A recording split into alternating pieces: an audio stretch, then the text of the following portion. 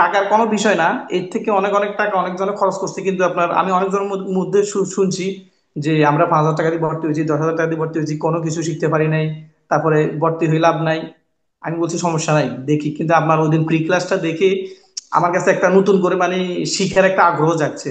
ভর্তি হওয়ার পরে ইনশাল্লাহ আলহামদুলিল্লাহ অনেক কিছু শিখতে পারছি, জানতে পারছি। ইউটিউব দেখিও কিন্তু এত কিছু শিখতে পারি নাই। আমাদেরকে যে ভাবে মানে নিজের লোক বা নিজের ভাই ব্রাদারের মতো চিন্তা করে আমাদেরকে জোর করে লেখাইতেন, বলতেন এগুলো শিখবা, এগুলো আমাদের কাছে স্যার ভালো লাগতো, মানে আপনজন মনে হয়েছে। একদম অন্তরস্থল থেকে বলতেছি আর কি, খুব ভালো লাগছে স্যার। মানে এভাবে আমাদের টিচাররা আমাদেরকে এভাবে কখনো বলে নাই, এভাবে আন্তরিকতা দেখায় পড়ায় নাই। স্টেপ বাই স্টেপ যে রুল গুলা শিখাইছেন দিয়েছেন আমাদেরকে, এগুলো আমরা এখন যদি না পারি, কিন্তু আমরা ভবিষ্যতে ইনশাল্লাহ এইগুলো ফলো করলে কমপ্লিট হয়ে যাবে। আমাদের আর কোথাও আমরা দ্বিতীয়বার কোর্স করার জন্য ভর্তি হওয়ার দরকার হবে না। ভবিষ্যতের জন্য এটা একটা মানে কাঠামো হয়ে গেছে। এখন আমাদের আমাদের মধ্যে সবকিছু আছে, শুধুমাত্র আমাদের ফ্লুয়েন্সি বাড়ানোর জন্য শুধুমাত্র আমাদের প্র্যাকটিস করা দরকার স্যার, আর কিছু না sir. Can you understand English now? Yes sir, understood sir. How many classes have you completed in this course? More than 17 class. Was this course helpful for you? This course was helpful for me. অনলাইনে যে English কোর্সে আপনি ভর্তি হইলেন, আপনার ভর্তি হওয়ার সময় কি মনে হয়েছিল যে দেখি একটু গিয়ে ইংলিশ টিংলিশ কি শেখা যায় কিনা? এখন কেমন ফিলিংস হচ্ছে? আর প্রথমে কিরকম ফিলিংস ছিল একটু বলেন সবকিছু ডিটেলস। প্রথমে ছিল এমনিতে বিভিন্ন ইউটিউব দেখছি, তারপরে যে আপনার বিভিন্ন বুক দেখছি, শর্ট ভিডিও দেখছি ইংলিশের উপরে। কিন্তু আপনার যে ফ্রি ক্লাসটা দেখলাম, ওইটাতে আপনার বোঝানো বা আপনার বলার পদ্ধতিটা একদম খুব সহজে মানুষকে বুঝাতে পারছেন যে ইংলিশ কিভাবে শেখা যায়। ওই জিনিসটা শিখে দেখে চিন্তা করলাম যে দেখি আহ, কিছু শেখা যায় কিনা। ভর্তি হওয়ার পরে ইনশাল্লাহ আলহামদুলিল্লাহ অনেক কিছু শিখতে পারছি, জানতে পারছি। ইউটিউব দেখিও কিন্তু এত কিছু শিখতে পারি নাই।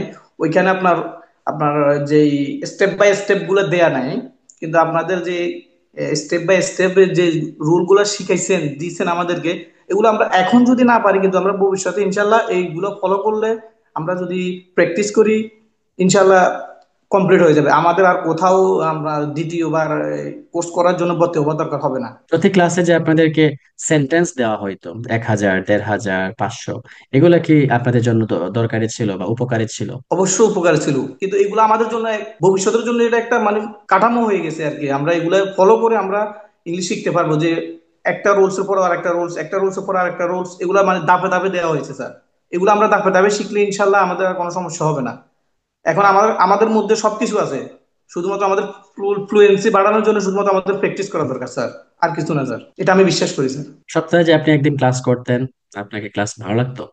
বোরিং লাগতো ক্লাসে অবশ্যই স্যার, আমি চিন্তা এত করতাম যে লম্বা কবে ক্লাস? শনিবার আসবে আর কবে, মানে ওয়েটিং এ থাকতাম সব সময় যে শনিবার আসবে, ক্লাস করব, সবকিছু কাজ আগে থেকে কমপ্লিট করে বসে থাকতাম যে ক্লাস করব। এই কারণে স্যারের সাথে দেখা হবে, কথা বলবো।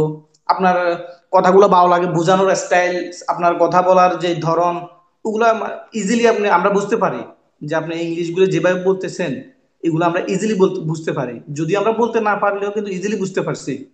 আমাদের জন্য অনেক সহজ হয়েছে। টাকার কোনো বিষয় না। এর থেকে অনেক অনেক টাকা অনেকজনে খরচ করছে, কিন্তু আপনার আমি অনেকজনের মধ্যে শুনছি যে আমরা 5,000 টাকা দিয়ে ভর্তি হয়েছি, 10,000 টাকা দিয়ে ভর্তি হয়েছি, কোনো কিছু শিখতে পারি নাই, তারপরে ভর্তি হয়ে লাভ নাই। আমি বলছি সমস্যা নাই, দেখি। কিন্তু আপনার ওই দিন প্রি ক্লাসটা দেখে আমার কাছে একটা নতুন করে মানে শিখার একটা আগ্রহ জাগছে। আমি কিন্তু আগে থেকে স্যার ইংলিশ শেখার খুব করতাম। আমি কিন্তু বিভিন্ন রকমের বই নিয়ে রাখছি, তারপরে যাই ইউটিউব দেখতাম, কিন্তু আপনার সঠিক গাইডলাইনটা পাইনি স্যার। আপনার ব্যাচমেটদের উদ্দেশ্যে কিছু কথা বলেন। বিসমিল্লাহির উদ্দেশ্যে কথা বলবো স্যার, সবাইকে তো মিস করব। কারণ সবার সাথে আমরা, আপনি আসার আগে আমরা অনেক টাইমে চলে আসতাম, আর সেই কথা বলতাম, কি অবস্থা জিজ্ঞেস করতাম। আহ, দীর্ঘ 4 মাস আপনার সাথে আমরা ছিলাম। আপনার কথাগুলো শুনতাম, আপনার আমাদেরকে যে ভাবে মানে নিজের লোক বা নিজের ভাই ব্রাদারের মতো চিন্তা করে আমাদেরকে জোর করে লেখাইতেন, বলতেন এগুলো শিখবা, এগুলো আমাদের কাছে স্যার ভালো লাগতো, মানে আপনজন মনে হয়েছে।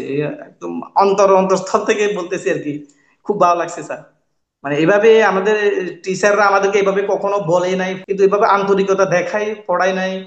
আগে বুঝতে পারতাম না আর কি, যে যদি ভর্তি না হইতাম। প্রেসার দিয়ে লিখানো হয়, এটা আপনাদের জন্য উপকার হয়েছে, উপকৃত হয়েছেন হ্যাঁ জি, আপনারা? অবশ্যই অবশ্যই উপকার হয়েছে স্যার, এটা অনেক উপকার হয়েছে। এবং আপনি এটা আমাদের ভালোর জন্য বলছেন, এটা আমরা এখনই বুঝতে পারতেছি। প্রথমে যদিও না বুঝতাম, বুঝি নাই। আর আমরা ইনশাল্লাহ সবাই মিলে গ্রুপে থাকবো, ইনশাল্লাহ সবার সাথে দেখা হবে। আর সবাই আমার জন্য দোয়া করবেন, স্যার আমার জন্য দোয়া করবেন, আমরা সবার জন্য দোয়া করবো ইনশাল্লাহ।